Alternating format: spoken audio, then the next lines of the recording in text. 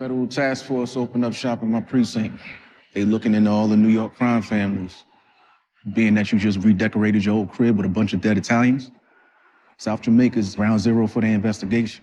Now, when it comes to the life that these characters live, we all know what they say. It always ends in death or jail. We had Lou tell Marvin in season 2, he doesn't want to end up in jail or dead, which I think is very hopeful.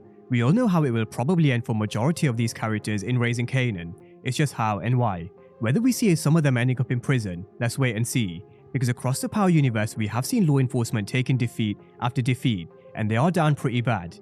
It's not to say that they haven't got small wins, because there have been a few small wins along the way, but we've never really seen anybody being put into jail and rot there for a very long time, which I think a few should have. I feel if Tariq stayed in jail for half a season, he would have come out a different man by having to protect himself, get into fights, getting into the gym, and so on. Now, having said that, I do feel like Raising Kanan is a little different. I've been through a few various real-life stories that the writers have taken inspiration from this season, through Luis Garcella and Ralph Sacristano and a few others. They've put a huge emphasis on staying true to the 90s era. We've seen a few characters being tossed into holding cells, and I personally feel like they will do the law enforcement side justice as well.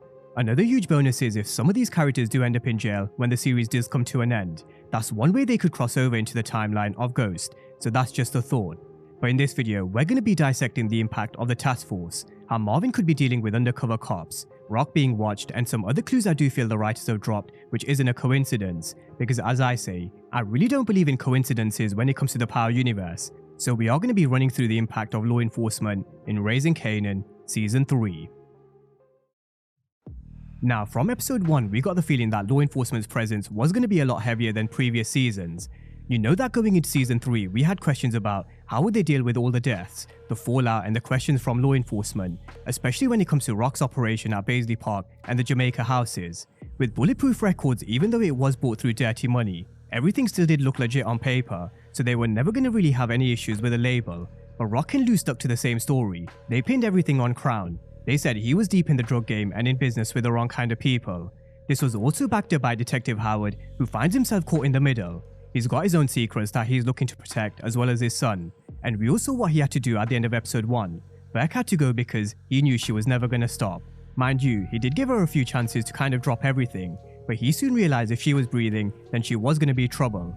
Now with her death, it has gone down as a suicide, although the case still isn't closed because Adina Foyle is still asking questions. Foyle, Burke's special friend from the 5-8, you know her? That she's on a mission to exonerate Burke? So the captain said that she's keeping the case on IAD's radar, and even though we've seen Howard at his manipulative best, trying to get her to drop the case, let's see if she actually does. So this is one to keep an eye on. Foyle might drop it, or she might come all guns blazing for Howard when he least expects it. So Foyle could be a problem in the future. Now, Burke and the fallout from the end of season 2 is just scratching the surface when it comes to law enforcement this season. The FBI have been setting up shop at Howard's precinct, and they formed an organized crime task force led by Ogden from Queen's Narcotics. Now, what brings him over to Howard's neck of the woods is the dead Italians, but when it comes to Howard's role, I think we all know that Howard will find a way to try and get in between. If you ever need somebody to hit you with them Southside highlights, my door's always open. Oh, I'm gonna take you up on that, Howard. Howard is the man with the street knowledge. He's highly respected by his colleagues and the captain, and I think at some stage he may even work his way onto the task force because of who he is. In the trailer for episode 4, we had Ogden and Tanner asking Howard if he had a minute, and I do feel this is Howard's chance to get in on the mix, or at least find out what they're really investigating and who they're targeting, which they've definitely hinted at before. Howard said that they're looking into all the New York crime families, which is the Italian mafia. Stefano was brought in and questioned after Sal Baselli's death. They've also got eyes on Rock, who at this moment in time is looking very paranoid, and she has every right to be, because she's being watched and Kanan's business could also fuck everything up. But just on Rock herself, at this moment in time she just looks like a regular civilian and a businesswoman looking to buy some property and businesses, but who knows how far these feds will dig, so I do think this is one to keep an eye on. Now with the undercover cops, let's just take it back to season 1.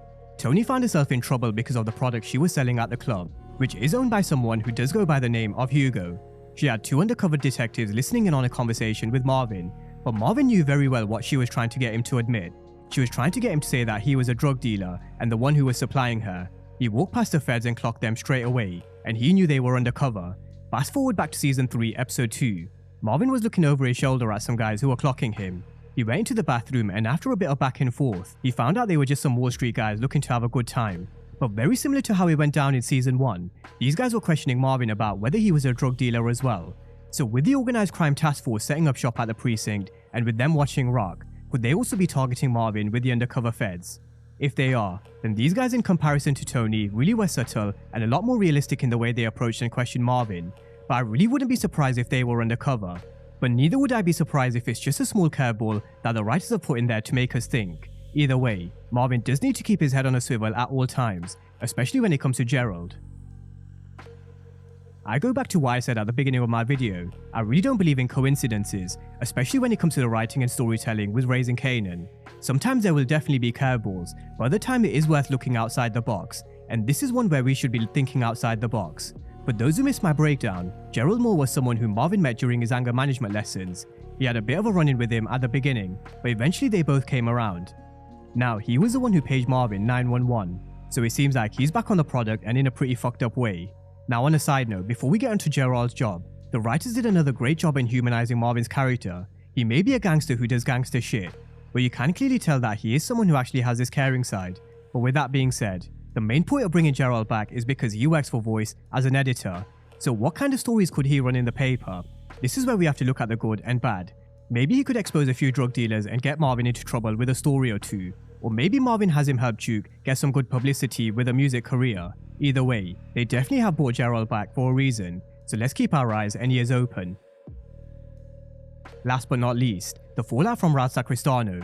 He's the dirty NYPD officer that manufactured evidence against at least 13 men. We know that Ronnie Mathis is one of the 13.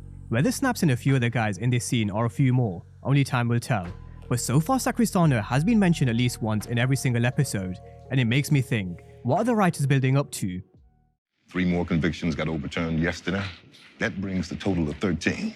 Meanwhile, between Sacristano's never-ending pile of shit and Are they teasing a certain character that could be released from prison later on, just by laying the foundation? Let's not forget, the captain did say he's buried deep in Sacristano's shit in episode 3, and so I think expect more to come out.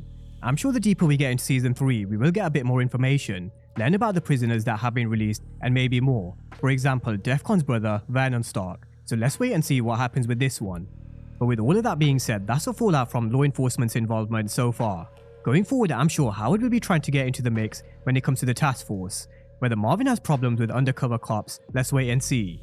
The same goes for Gerald, who works for Voice, along with Ralph Sacristano's cases. We don't know who the other 12 prisoners are just yet, and we don't know if any more will be released. But drop all your thoughts down below in the comment section. Do you think law enforcement will get a win come the end of season 3?